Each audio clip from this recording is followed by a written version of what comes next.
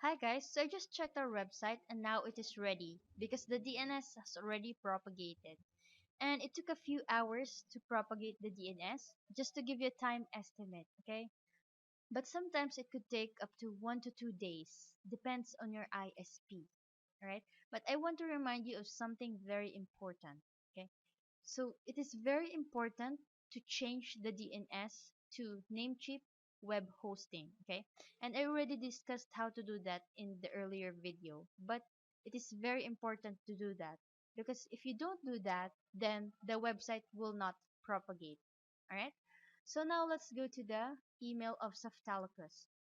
So remember earlier that Softalicus sent us an email and it's about our new installation of WordPress. And this contains the URL, the admin URL, and the username. So the URL, let's just click that. The URL is just basically our domain name, which is digitalbooks.club.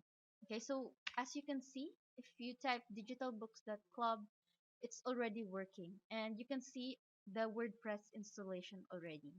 Okay, so now let's go back to the email and let's click the admin URL. And this is the back end, okay? This is the back end of our website. So the URL, digitalbooks.club, this is the front end. And if we want to edit this, all the contents of the front end, we need to log in to the back end, okay? So you can do that by clicking the URL on the email of Softalicus. But also, there's another way.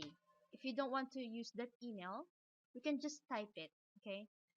So first, you need to type the domain name, which is digitalbooks.club, and then type a slash, and then type wp-admin.